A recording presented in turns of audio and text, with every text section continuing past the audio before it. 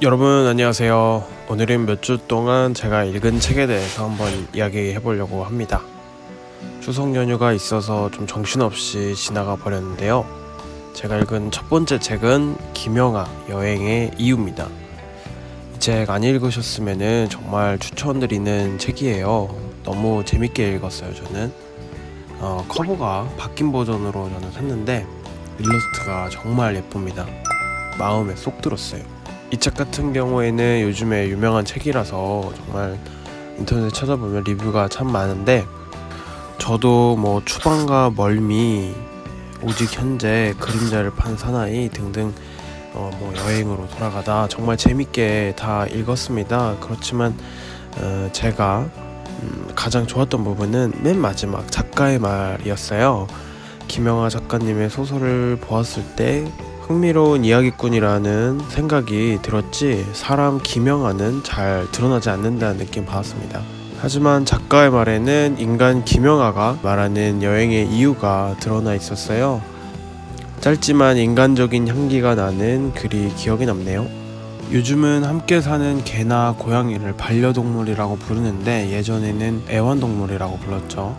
김영하 작가님은 반려는 너무 무겁고 애완은 너무 경박하게 느껴지신데요. 반려는 동반자인데 사람보다 너무 빨리 죽으니까 이제 반려라는 말은 인간 입장에서 좀 억울할 수 있는 부분이 있습니다. 어린 시절부터 작가님과 가족들이 경험해온 이별의 경험이 작가의 말에 기록되어 있어요. 그리고 그 녀석들과 본인의 관계를 여행을 하다 만난 여행자 사이가 아닐까 하고 쓰셨는데, 이 부분 제가 무릎을 탁 쳤습니다. 사실 작가의 말 이전에 이제 등장을 하는데, 김영하 작가님은 어린 시절에 자주 이사를 하셨어요. 아마 아버지가 이제 군인이셔가지고 근무지를 자주 옮겨야 했기 때문일 겁니다. 당연히 학창 시절에는 여러 번 친구들과 만나고 헤어지는 과정을 겪었겠죠. 이별을 대하는 자세가 저와는 다른 사람, 그리고 배울 점이 있는 부분이라고 느꼈어요. 죽음이나 슬픔, 이별 등 분리되거나 고통의 감정도 여행자라면 앞으로 다가올 새로운 세상을 경험할 기대감으로 이겨낼 수 있지 않을까 하는 생각이 드네요. 너무 좋았습니다. 좀 힘이 나는 것 같아요. 유튜브에 제가 요즘에 그 정승재 사생팬이라는 채널을 즐겨보고 있는데, 그 EBS 그 수학 강사님이신가봐요. 그분이 나와서 막 얘기를 하는데 너무 그 사람의 마음이 따뜻하신 분 같고 말씀을 너무 재밌게 잘 하세요. 그 중에서 이제 중학생 중3짜리 지도하면서 상담을 하는데, 애가 이제 너무 막 이렇게 숨막히게 너무 이제 공부를 열심히 하는 거죠. 부모님의 이런 그런 학구열 때문에. 그랬더니 너무 열심히 한다, 너 때는 중3 때는 놀아도 된다, 너 놀아도 된다, 이 말을 듣더니 그 중3짜리가 막 울음을 터뜨렸다 그래요. 왜 그러니 하고 이렇게 토닥토닥 해주니까 그 학생이 놀아도 된다는 말을 처음 들어봤대요. 놀랍지 않습니까? 중3이면 16살? 놀아도 되는데 고2 때부터 열심히 해도 돼 이랬거든. 그때부터 우는 거야. 그래서 내가 깜짝 너 왜 울어? 이랬더니 걔가 딱 뭐라 그런지 아세요? 정말? 그때 그 화면도 그대로 다 녹화되어 있는데 걔가 뭐라 그랬냐면, 놀아도 된다는 얘기 처음 들어서요. 딱. 내가 그때 너무 충격. 그러면서 또 이런 말을 그 정승재 선생님이 하시더라고요. 이제 부모님의 마음이 이해가 안 되는 게 아니래요. 왜냐면은 항상 1등만 하던 아이가 한번 2등이나 3등을 해봐요. 그럼 어떤 패배의 경험을 겪겠죠. 그러니까 그런 일을 겪으면서 분명히 성장할 수 있는 거는 부모님도 아실 텐데, 그때 당시에는 분명히 좌절하고 굉장히 그 쓴 패배의 그 고통을 느낄 거란 말이죠. 부모님 입장에서는 그걸 보는 게 너무 힘든 거라고 하더라고요. 그래서 더 부모님 입장에서는 너가 그런 패배를 경험하지 않도록 압박을 하는 거라고 그렇게 얘기를 하더라고요. 저는 그 정승재 수학 선생님 그리고 이제 김영하 작가님의 글을 보면서 부정적인 그런 경험, 죽음이나 뭐 슬픔, 좌절 이런 감정을 통해서도 배울 점이 많다고 그런 생각이 듭니다. 요즘에 특히 많이 들어요. 자, 두 번째 책은 그 여름, 이제 최은영 작가님의 책인데요. 이 책은 구독자님께서 리뷰를 요청해 주셨어요. 감사합니다. 그 여름은 18살 두 소녀 이경과 수희가 예기치 않게 찾아온 사랑이라는 감정에 흔들리는 한때의 여름으로 시작합니다. 그들이 겪는 일상의 작은 갈등들을 담백한 풍경으로 담아낸 소설이에요.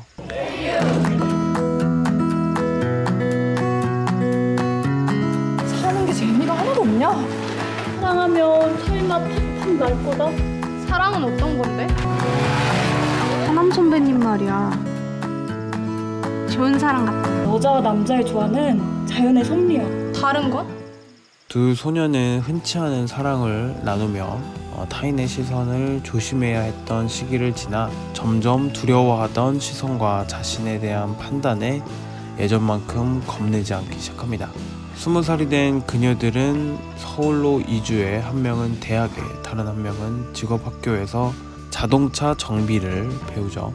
각자에게 서로 다른 활동 반경이 생겨나면서 생겨나는 새로운 즐거움과 사소한 오해들, 그 속에서 둘 사이의 감정의 변화가 밀려오죠. 이경은 사회적인 시선보다 자신의 감정에 충실히 따르려고 했고, 수희는 사회의 굴레에서 벗어날 수 없는 나머지 감정을 외면해야 했습니다. 사람은 이제 죽을 때까지 나라는 자아가 형성되기도 하고 변화되고 이제 불안정한 가치관과 정체성을 안고 살아가죠. 그 중에서 소수만이 공유할 수 있는 가치관을 가지고 있다면 사회에서 또 다른 나를 연기해야 되고, 페르소나죠. 불편함을 가지고 살아갈 수밖에 없죠. 진짜 나로서 살아가는 이들은 자신의 삶을 가감없이 드러냈지만 나를 연기해야 하는 사람들은 그럴 수 없을 것입니다. 연기 속에서 항상 자신의 감춰왔던 부분이 드러나지 않을까 두렵겠죠. 똑같이 감정을 키우고 품고 살아가는 인간인데 같은 성을 사랑한다는 이유로 따가운 편견에 시달려야 된다면 어떨까요? 다른 작품도 마찬가지고 최은영 작가님의 글은 감정에 상당히 섬세합니다. 정말 정확하게 포착을 하고, 이 헬리콥터에 떠서 등장인물들을 보는 것처럼 상당히 객관적으로 보려고 화자의 어떤 감정이라던가 이런 것을 담담하게 그려내는 게 이 작가님의 매력입니다. 음식으로 치면 아주 국물이 깔끔한 요리죠. 자신이 경험한 일에 대해서 미화하거나 순화해서 표현하기 마련이에요. 아무래도 제가 쓴 글은 내가 너무 많이 투영이 돼 있는데 되게 초월적이고 자신의 삶을 관조하는 듯한 약간 그런 느낌마저 듭니다. 잘 읽었습니다. 마지막으로 읽은 책은 유발 하라리의 르네상스 전쟁 회고록입니다.